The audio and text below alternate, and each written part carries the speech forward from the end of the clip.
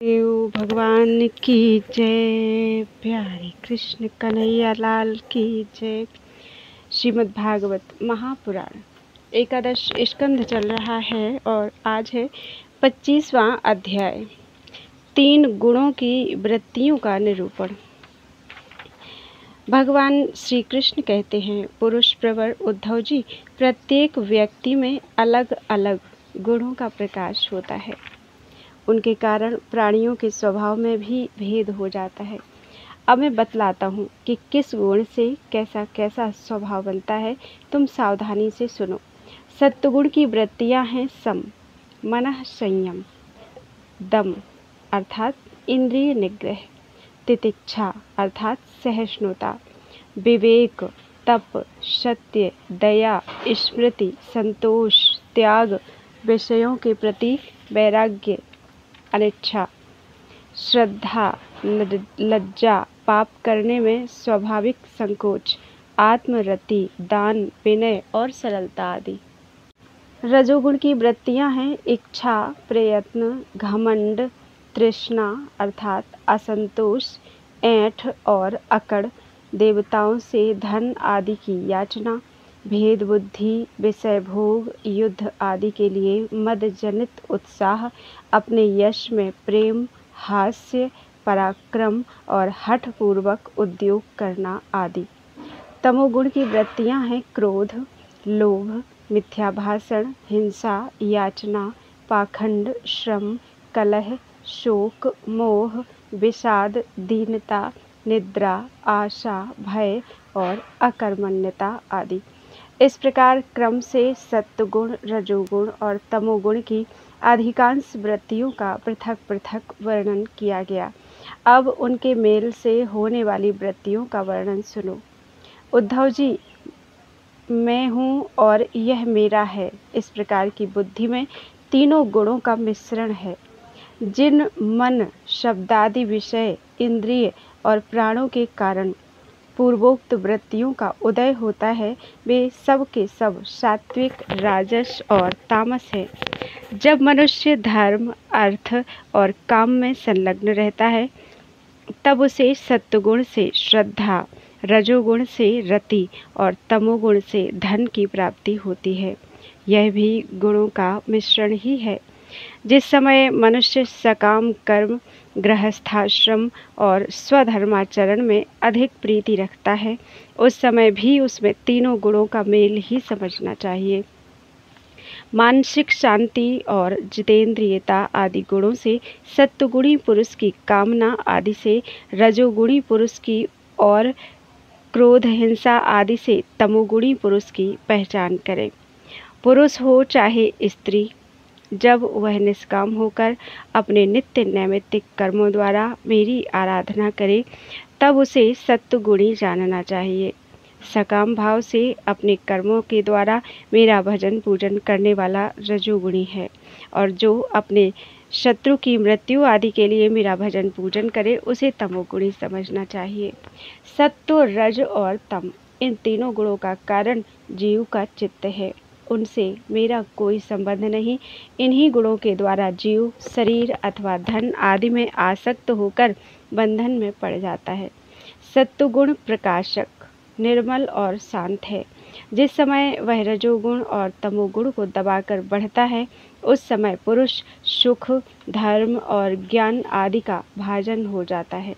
रजोगुण भेद बुद्धि का कारण है। उसका स्वभाव है आसक्ति और प्रवृत्ति। जिस समय तमोगुण और सत्वगुण को दबाकर रजोगुण बढ़ता है, उस समय मनुष्य दुख, कर्म, यश और लक्ष्मी से संपन्न होता है। तमोगुण का स्वरूप है अज्ञान। उसका स्वभाव है आलस्य और बुद्धि की मूढ़ता। जब वह बढ़कर सत्वगुण और रजोगुण को दबा लेता है, तब प्राणी तरह तरह की आशाएं करता है, शोक मोह में पड़ जाता है, हिंसा करने लगता है अथवा निद्रा आलस्य के वशीभूत होकर पड़ रहता है। जब चित्त प्रसन्न हो, इंद्रियां शांत हो, देह निर्भय हो और मन में आसक्ति ना हो, तब सत्वगुण की वृद्धि समझनी चाहिए। सत्वगुण मेरी प्राप्ति का साधन है। जब काम करते करते जीव की बुद्धि चंचल, ज्ञानेंद्रियां असंतुष्ट, कर्मेंद्रियां विकार युक्त, मन भ्रांत और शरीर अस्वस्थ हो जाए, तब समझना चाहिए कि रजोगुण जोर पकड़ रहा है। जब चित्त ज्ञानेंद्रियों के द्वारा शब्दादि विषयों को ठीक ठीक समझने में असमर्थ हो जाए और खिन्न होकर लीन होने लगे, मन सूना सा हो जाए तथा अज्ञान और विषाद की वृद्धि हो, तब समझना चाहिए कि तमोगुण वृद्धि पर है। उद्धव जी, सत्वगुण के बढ़ने पर देवताओं का, रजोगुण के बढ़ने पर असुरों का और तमोगुण के बढ़ने पर राक्षसों का बल बढ़ जाता है। वृत्तियों में भी क्रमशः सत्वादि गुणों की अधिकता होने पर देवत्व, असुरत्व और राक्षसत्व प्रधान निवृत्ति, प्रवृत्ति अथवा मोह की प्रधानता हो जाती है। सत्वगुण से जागृत अवस्था, रजोगुण से स्वप्नावस्था और तमोगुण से सुषुप्ति अवस्था होती है। तुरीय इन तीनों में एक सा व्याप्त रहता है, वही शुद्ध और एक रस आत्मा है। वेदों के अभ्यास में तत्पर ब्राह्मण सत्वगुण के द्वारा उत्तरोत्तर ऊपर के लोकों में जाते हैं। तमोगुण से जीवों को वृक्षादि पर्यंत अधोगति प्राप्त होती है और रजोगुण से मनुष्य शरीर मिलता है। जिसकी मृत्यु सत्वगुणों की वृद्धि के समय होती है, उसे स्वर्ग की प्राप्ति होती है। जिसकी रजोगुण की वृद्धि के समय होती है, उसे मनुष्य लोक मिलता है। और जो तमोगुण की बुद्धि के समय मरता है, उसे नरक की प्राप्ति होती है। परंतु जो पुरुष त्रिगुणातीत जीवन मुक्त हो गए हैं, उन्हें मेरी ही प्राप्ति होती है। जब अपने धर्म का आचरण मुझे समर्पित करके अथवा निष्काम भाव से किया जाता है, तब वह सात्विक होता है। जिस कर्म के अनुष्ठान में किसी फल की कामना रहती है, वह राजसिक होता है। और जिस कर्म में किसी को सताने अथवा दिखाने आदि का भाव रहता है, वह तामसिक होता है। शुद्ध आत्मा का ज्ञान सात्विक है। उसको कर्ता भोक्ता समझना राजस ज्ञान है और उसे शरीर समझना तो सर्वथा तामसिक है। इन तीनों से विलक्षण मेरे स्वरूप का वास्तविक ज्ञान निर्गुण ज्ञान है। वन में रहना सात्विक निवास है, गांव में रहना राजस है और जुआ घर में रहना तामसिक है। इन सब से बढ़कर मेरे मंदिर में रहना निर्गुण निवास है। अनासक्त भाव से कर्म करने वाला सात्विक है, रागांध होकर कर्म करने वाला राजसिक है और पूर्वापर विचार से रहित होकर करने वाला तामसिक है। इनके अतिरिक्त जो पुरुष केवल मेरी शरण में रहकर बिना अहंकार के कर्म करता है, वह निर्गुण करता है। आत्मज्ञान विषयक श्रद्धा सात्विक श्रद्धा है, कर्म विषयक श्रद्धा राजस है और जो श्रद्धा अधर्म में होती है, वह तामस है तथा मेरी सेवा में जो श्रद्धा है, वह निर्गुण श्रद्धा है। आरोग्यदायक पवित्र और अनायास प्राप्त भोजन सात्विक है। रसनेंद्रियों को रुचिकर और स्वाद की दृष्टि से युक्त आहार राजस है तथा दुखदायी और अपवित्र आहार तामस है। अंतर्मुखता से आत्मचिंतन से प्राप्त होने वाला सुख सात्विक है। बहिर्मुखता से विषयों से प्राप्त होने वाला राजस है तथा अज्ञान और दीनता से प्राप्त होने वाला सुख तामस है। और जो सुख मुझसे मिलता है, वह तो गुणातीत और अप्राकृत है।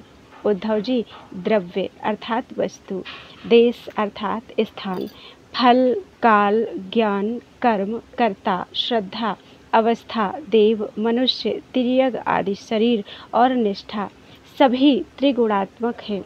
नररत्न, पुरुष और प्रकृति के आश्रित जितने भी भाव हैं, सभी गुणमय हैं। वे चाहे नेत्रादि इंद्रियों से अनुभव किए हुए हों, शास्त्रों के द्वारा लोक लोकांतरों के संबंध में सुने गए हों अथवा बुद्धि के द्वारा सोचे विचारे गए हों। जीव को जितनी भी योनियाँ अथवा गतियाँ प्राप्त होती हैं, वे सब उनके गुणों और कर्मों के अनुसार ही होती हैं। हे सौम्य, सबके सब गुण चित्त से ही संबंध रखते हैं, इसीलिए जीव उन्हें अनायास ही जीत सकता है। जो जीव उन पर विजय प्राप्त कर लेता है, वह भक्ति योग के द्वारा मुझ में ही परिनिष्ठित हो जाता है और अंततः मेरा वास्तविक स्वरूप, जिसे मोक्ष भी कहते हैं, प्राप्त कर लेता है। यह मनुष्य शरीर बहुत ही दुर्लभ है। इसी शरीर में तत्वज्ञान और उसमें निष्ठा रूप विज्ञान की प्राप्ति संभव है। इसलिए इसे पाकर बुद्धिमान पुरुषों को गुणों की आसक्ति हटाकर मेरा भजन करना चाहिए। विचारशील पुरुष को चाहिए कि बड़ी सावधानी से सत्व गुण के सेवन से रजोगुण और तमोगुण को जीत ले, इंद्रियों को वश में कर ले और मेरे स्वरूप को समझकर मेरे भजन में लग जाए। आसक्ति को लेश मात्र भी न रहने दे। योग युक्ति से चित्त वृत्तियों को शांत करके निरपेक्षता के द्वारा सत्व गुण पर भी विजय प्राप्त कर ले। इस प्रकार गुणों से मुक्त होकर जीव अपने जीव भाव को छोड़ देता है और मुझसे एक हो जाता है। जीव लिंग शरीर रूप अपनी उपाधि जीवत्व से तथा अंतःकरण में उदय होने वाले सत्वादि गुणों की वृत्तियों से मुक्त होकर मुझ ब्रह्म की अनुभूति से एकत्व दर्शन से पूर्ण हो जाता है और वह फिर बाह्य अथवा आंतरिक किसी भी विषय में नहीं जाता। बोलो वृंदावन बिहारी लाल की जय। 26वां अध्याय पुरुरवा की वैराग्योक्ति। भगवान श्री कृष्ण कहते हैं, उद्धव जी, यह मनुष्य शरीर मेरे स्वरूप ज्ञान की प्राप्ति का, मेरी प्राप्ति का मुख्य साधन है।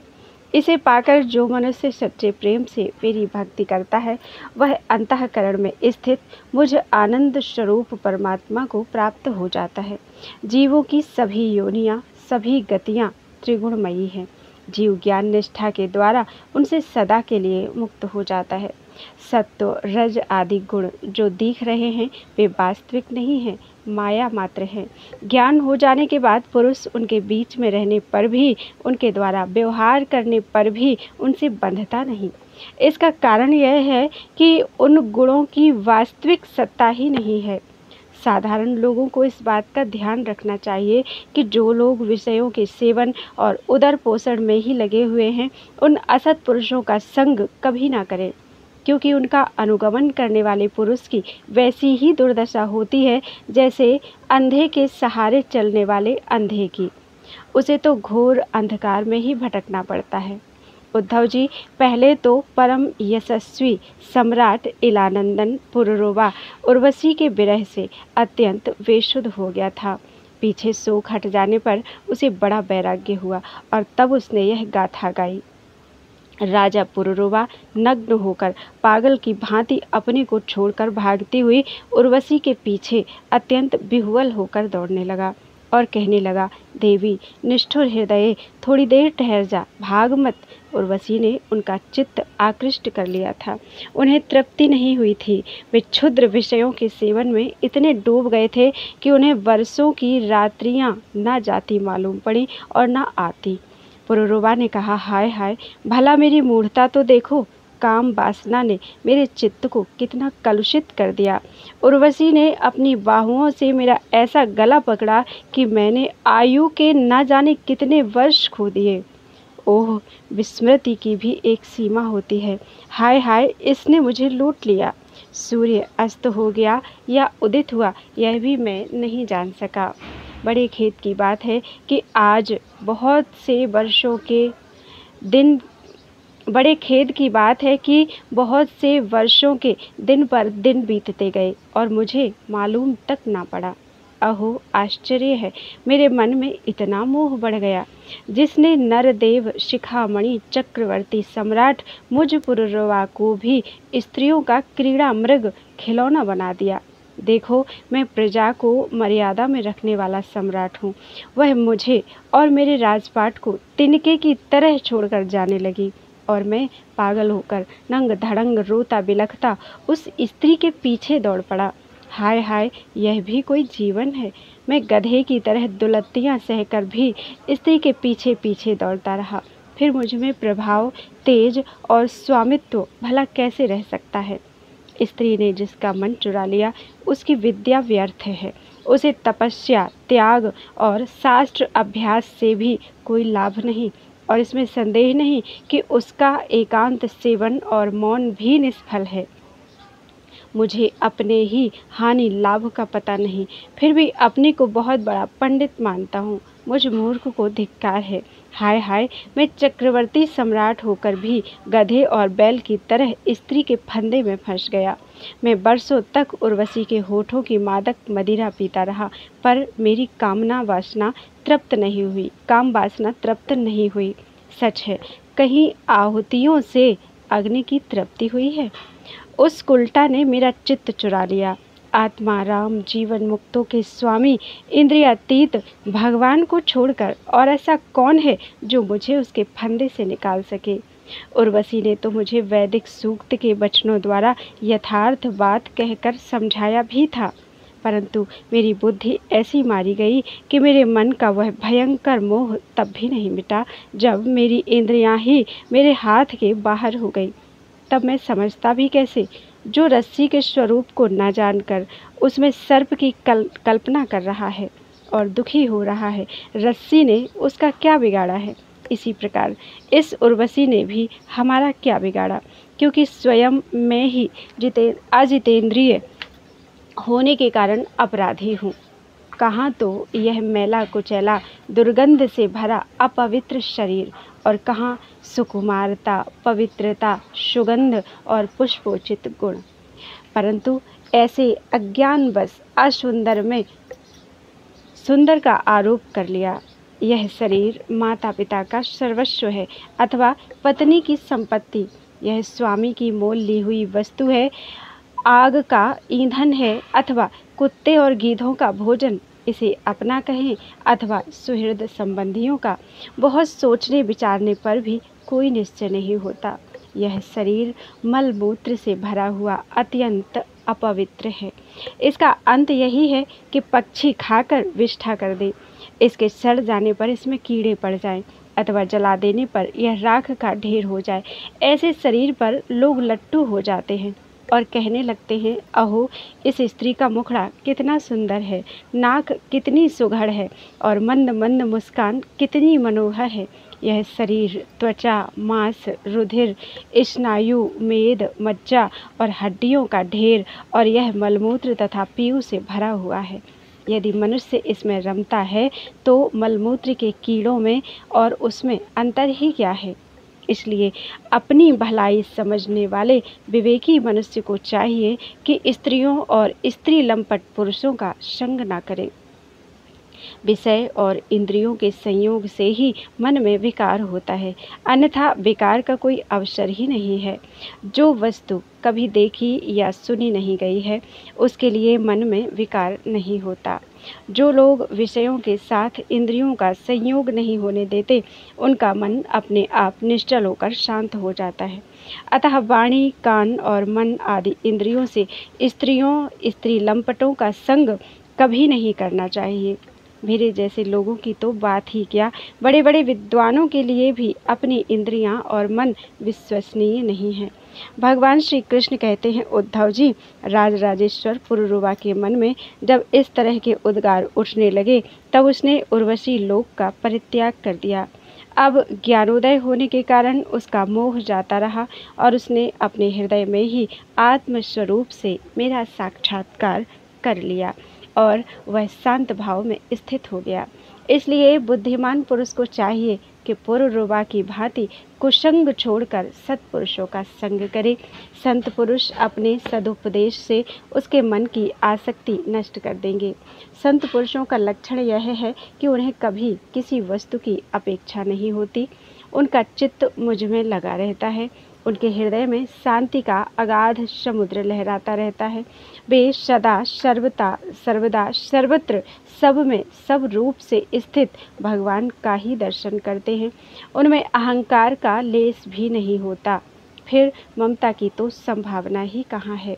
वे सर्दी, गर्मी, सुख, दुख आदि द्वंद्वों में एक रस रहते हैं तथा बौद्धिक, मानसिक, शारीरिक और पदार्थ संबंधी किसी प्रकार का भी परिग्रह नहीं रखते।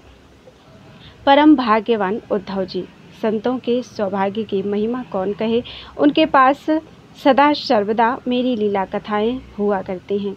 मेरी कथाएं मनुष्यों के लिए परम हितकर हैं।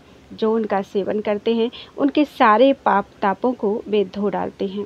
जो लोग आदर और श्रद्धा से मेरी लीला कथाओं का श्रवण, गान और अनुमोदन करते हैं वे मेरे परायण हो जाते हैं और मेरी अनन्य प्रेममयी भक्ति प्राप्त कर लेते हैं।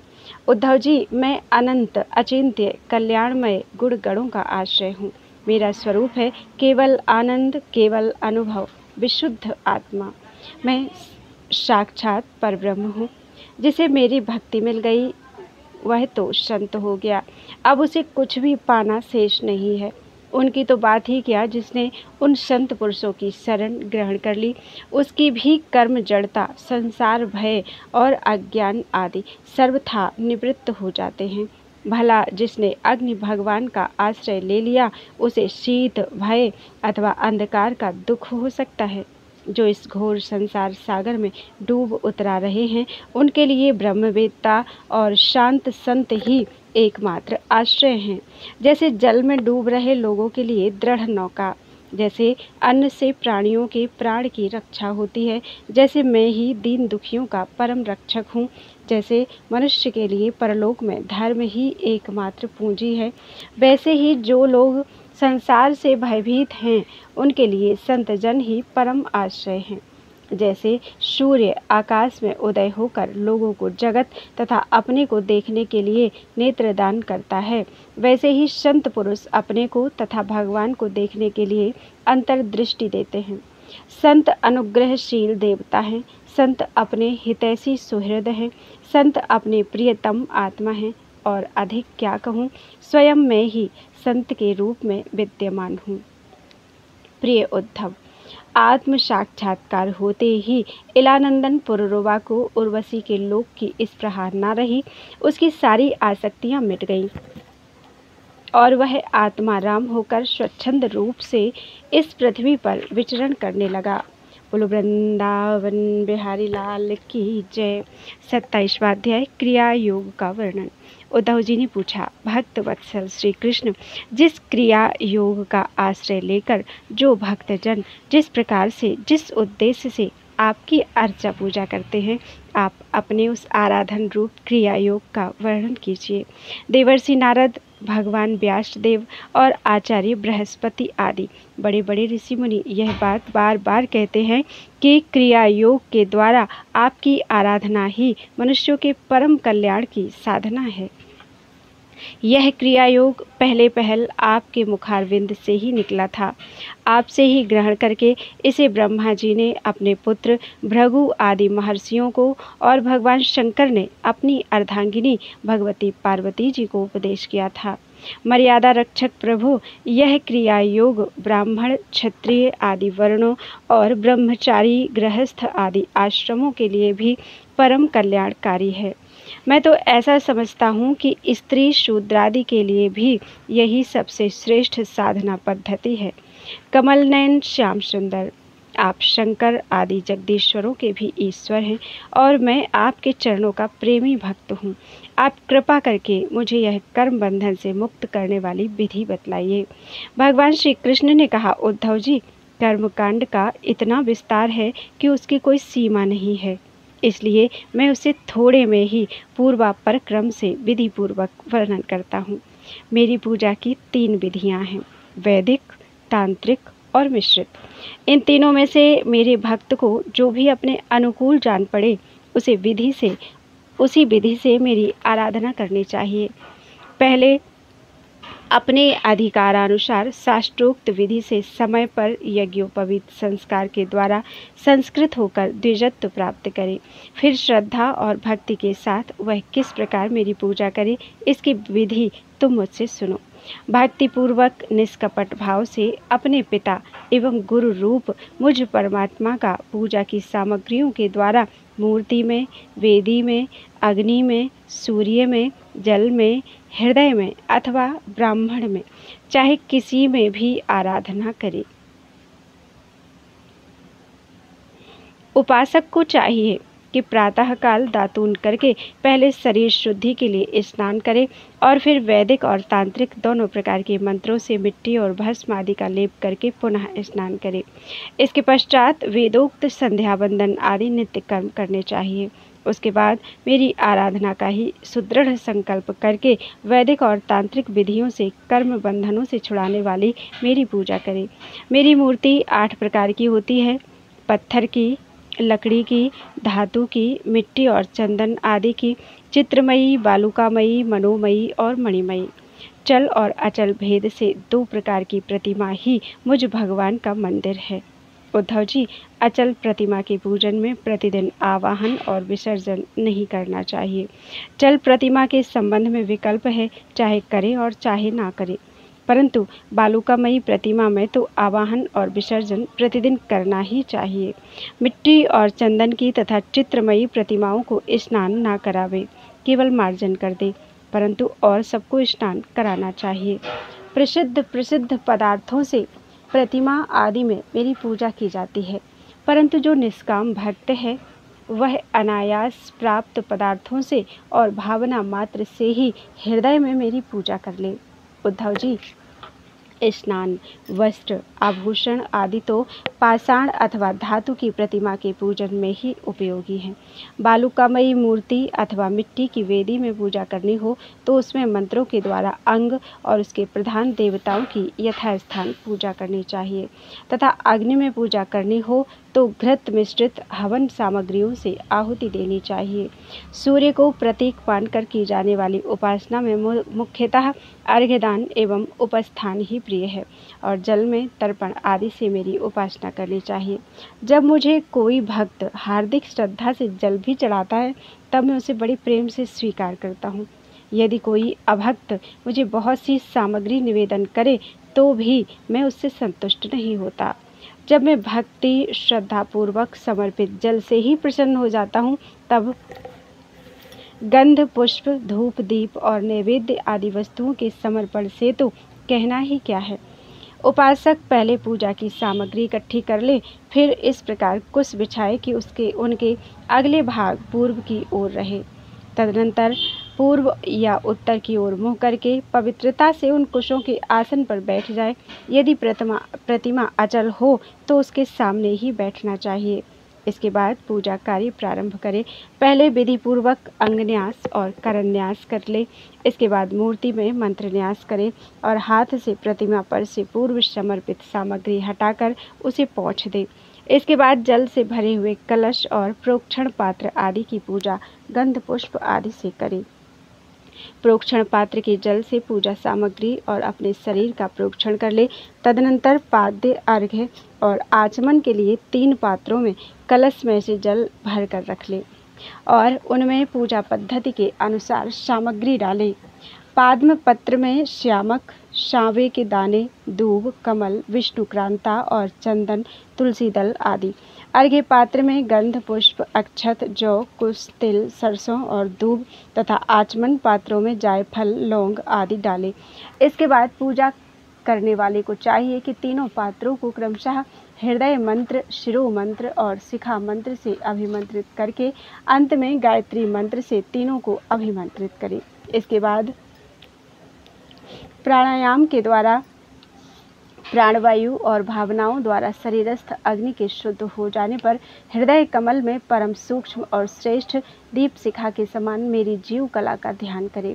बड़े बड़े सिद्ध, ऋषि, मुनि ओमकार के आकार, उकार, मकार, बिंदु और नाद इन 5 कलाओं के अंत में उसी जीव कला का ध्यान करते हैं। वह जीव कला आत्मस्वरूपिणी है। जब उसके तेज से सारा अंतःकरण और शरीर भर जाए तब मानसिक उपचारों से मन ही मन उसकी पूजा करनी चाहिए। तदनंतर तन्मय होकर मेरा आवाहन करें और प्रतिमा आदि में स्थापना करें। फिर मंत्रों के द्वारा अंगन्यास करके उसमें मेरी पूजा करें। उद्धव जी, मेरे आसन में धर्म आदि गुणों और विमला आदि शक्तियों की भावना करें, अर्थात आसन के चारों कोनों में धर्म, ज्ञान, वैराग्य और ऐश्वर्य रूप 4 पाए हैं। अधर्म, अज्ञान, अवैराग्य और अनैश्वर्य ये चारों दिशाओं में डंडे हैं। सत्व, रज, तम रूप 3 पटरियों की बनी हुई पीठ है। उस पर विमला, उत्कर्षिणी, ज्ञान, क्रिया, योगा, प्रहुवी, सत्या, ईशाना और अनुग्रहा ये 9 शक्तियाँ विराजमान हैं। उस आसन पर एक अष्टदल कमल है, उसकी कर्णिका अत्यंत प्रकाशमान है और पीली पीली केसरों की छटा निराली ही है। आसन के संबंध में ऐसी भावना करके पाद्य, आचमनीय और अर्घ्य आदि उपचार प्रस्तुत करें। तदनंतर भोग और मोक्ष की सिद्धि के लिए वैदिक और तांत्रिक विधि से मेरी पूजा करें। सुदर्शन चक्र, पांचजन्य शंख, कौमोदकी, गदा, खड्ग, वाण, धनुष, हल, मूसल, इन 8 आयुधों की पूजा 8 दिशाओं में करें और कौस्तुभमणि, वैजयंती माला तथा श्रीवत्स चिन्ह की वक्ष स्थल पर यथास्थान पूजा करें। नंद, सुनंद, प्रचंड, चंड, महाबल, बल, कुमुद और कुमुदेक्षण, इन 8 पार्षदों की 8 दिशाओं में, गरुड़ की सामने, दुर्गा, विनायक, व्यास और विश्वक्सेन की चारों कोनों में स्थापना करके पूजन करें। बाईं ओर गुरु की और यथाक्रम पूर्वादि दिशाओं में इंद्रादि 8 लोकपालों की स्थापना करके प्रोक्षण, अर्घ्यदान आदि क्रम से उनकी पूजा करनी चाहिए। प्रिय उद्धव, यदि सामर्थ्य हो तो प्रतिदिन चंदन, खस, कपूर, केसर और अर्गजा आदि सुगंधित वस्तुओं द्वारा सुवासित जल से मुझे स्नान कराए और उस समय सुवर्ण धर्म इत्यादि स्वर्ण धर्मानुवाक, जितम ते पुंडरीकाक्ष इत्यादि महापुरुष विद्या, सहस्र शीर्षा पुरुषः, पुंडरीकाक्ष इत्यादि महापुरुष विद्या, सहस्र शीर्षाः पुरुषः इत्यादि पुरुष सूक्त और इंद्रम नरो नेमधिता हवंत इत्यादि मंत्रोक्त राजनादि शाम गायन का पाठ भी करता रहे।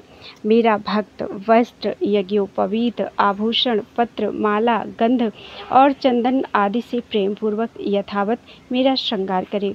उपासक श्रद्धा के साथ मुझे पाद्य, आचमन, चंदन, पुष्प, अक्षत, धूप, दीप आदि सामग्रियां समर्पित करें। यदि हो सके तो गुड़, खीर, घृत, पूरी, पुए, लड्डू, हलवा, दही और दाल आदि विविध व्यंजनों का नैवेद्य लगावे।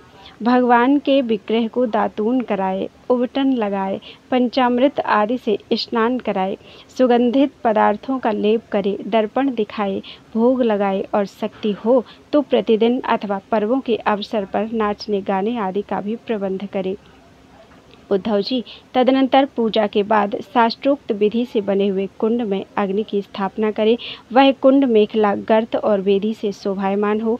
उसमें हाथ की हवा से अग्नि प्रज्वलित करके उसका परिसमोहन करे, अर्थात उसे एकत्र कर दे। वेदी के चारों ओर कुश कंडिका करके, अर्थात चारों ओर 20-20 कुश बिछाकर मंत्र पढ़ता हुआ उन पर जल छिड़के। इसके बाद विधि पूर्वक समिधाओं का आधान रूप अनुवाधान कर्म करके अग्नि के उत्तर भाग में होमोपयोगी सामग्री रखे और प्रोक्षणी पात्र के जल से प्रोक्षण करे।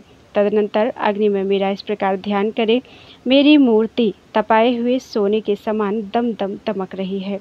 रोम रोम से शांति की वर्षा हो रही है। लंबी और विशाल 4 भुजाएं शोभायमान हैं। उनमें शंख, चक्र, गदा, पद्म विराजमान हैं। कमल की केसर के समान पीला पीला वस्त्र फहरा रहा है। सिर पर मुकुट, कलाइयों में कंगन, कमर में करधनी और बाहों में बाजूबंद झिलमिला रहे हैं। वक्ष स्थल पर श्रीवत्स का चिन्ह है। गले में कौस्तुभमणि जगमगा रही है। घुटनों तक बनमाला लटक रही है। अग्नि में मेरी इस मूर्ति का ध्यान करके पूजा करनी चाहिए। इसके बाद सूखी समिधाओं को घृत में डुबोकर आहुति दे और आज्य भाग और आधार नामक 2-2 आहुतियों से और भी हवन करे। तदनंतर घी से भिगोकर अन्य हवन सामग्रियों से आहुति दे। इसके बाद अपने इष्ट मंत्र से अथवा ओम नमो नारायणाय इस अष्टाक्षर मंत्र से तथा पुरुष सूक्त के 16 मंत्रों से हवन करे। बुद्धिमान पुरुष को चाहिए कि धर्मादि देवताओं के लिए भी विधि पूर्वक मंत्रों से हवन करे और स्विष्टकृत आहुति भी दे। इस प्रकार अग्नि में अंतर्यामी रूप से स्थित भगवान की पूजा करके उन्हें नमस्कार करे और नंद, सुनंद आदि पार्षदों को 8 दिशाओं में हवन कर्मांग बलि दे। तदनंतर प्रतिमा के सम्मुख बैठकर परब्रह्म स्वरूप भगवान नारायण का स्मरण करे और भगवत स्वरूप मूल मंत्र ओम नमो नारायणाय का जप करे। इसके बाद भगवान को आचमन करवावे और उनका प्रसाद विश्वक्सेन को निवेदन करे। इसके पश्चात अपने इष्ट देव की सेवा में सुगंधित तांबूल आदि मुखवास उपस्थित करे। तथा पुष्पांजलि समर्पित करे। मेरी लीलाओं को गावे, उनका वर्णन करे और मेरी ही लीलाओं का अभिनय करे। यह सब करते समय प्रेमोन्मत्त होकर नाचने लगे। मेरी लीला कथाएं स्वयं सुने और दूसरों को सुनावे। कुछ समय तक संसार और उसके रगड़े झगड़ों को भूलकर मुझ में ही तन्मय हो जाए। प्राचीन ऋषियों के द्वारा अथवा प्राकृत भक्तों के द्वारा बनाए हुए छोटे बड़े स्तव और स्तोत्रों से मेरी स्तुति करके प्रार्थना करे, भगवान आप मुझ पर प्रसन्न हो, मुझे अपने कृपा प्रसाद से सराबोर कर दें। तदनंतर दंडवत प्रणाम करें, अपना सिर मेरे चरणों पर रख दे और अपने दोनों हाथों से दाएं से दाहिना और बाएं से बायां चरण पकड़कर कहे, भगवान इस संसार सागर में मैं डूब रहा हूँ। मृत्यु रूप मगर मेरा पीछा कर रहा है। मैं डर कर आपकी शरण में आया हूँ, आप मेरी रक्षा कीजिए। इस प्रकार स्तुति करके मुझे समर्पित की हुई माला आदर के साथ अपने सिर पर रखे, उसे मेरा दिया हुआ प्रसाद समझे। यदि विसर्जन करना हो तो ऐसी भावना करनी चाहिए कि प्रतिमा में से एक दिव्य ज्योति निकली है और वह मेरी हृदयस्थ ज्योति में लीन हो गई है। बस यही विसर्जन है। उद्धव जी, प्रतिमा आदि में जब जहाँ श्रद्धा हो तब तहाँ मेरी पूजा करनी चाहिए, क्योंकि मैं सर्वात्मा हूँ और समस्त प्राणियों में तथा अपने हृदय में भी स्थित हूँ। उद्धव जी, जो मनुष्य इस प्रकार वैदिक तांत्रिक क्रिया योग के द्वारा मेरी पूजा करता है, वह इशलोक और परलोक में मुझसे अभीष्ट सिद्धि प्राप्त करता है। यदि शक्ति हो तो उपासक सुंदर और सुदृढ़ मंदिर बनवावे और उसमें मेरी प्रतिमा स्थापित करे। सुंदर सुंदर फूलों के बगीचे लगवा दे। नित्य की पूजा, पर्व की यात्रा और बड़े बड़े उत्सवों की व्यवस्था कर दे। जो मनुष्य पर्वों के उत्सव और प्रतिदिन की पूजा लगातार चलने के लिए खेत, बाजार, नगर अथवा गांव मेरे नाम पर समर्पित कर देते हैं, उन्हें मेरे समान ऐश्वर्य की प्राप्ति होती है। मेरी मूर्ति की प्रतिष्ठा करने से पृथ्वी का एक छत्र राज्य, मंदिर निर्माण से त्रिलोकी का राज्य, पूजा आदि की व्यवस्था करने से ब्रह्मलोक और तीनों के द्वारा मेरी समानता प्राप्त होती है। जो निष्काम भाव से मेरी पूजा करता है उसे मेरा भक्ति योग प्राप्त हो जाता है और उस निरपेक्ष भक्ति योग के द्वारा वह स्वयं मुझे प्राप्त कर लेता है। जो अपनी दी हुई या दूसरों की दी हुई देवता और ब्राह्मण की जीविका हरण कर लेता है, वह करोड़ों वर्षों तक विष्ठा का कीड़ा होता है। जो लोग ऐसे कामों में सहायता, प्रेरणा अथवा अनुमोदन करते हैं, वे भी मरने के बाद प्राप्त करने वाले के समान ही फल के भागीदार होते हैं। यदि उनका हाथ अधिक रहा तो फल भी उन्हें अधिक ही मिलता है। बोलो वृंदावन बिहारी लाल की जय। त्वदीयं वस्तु गोविंदम तुभ्यमेव समर्पितम्।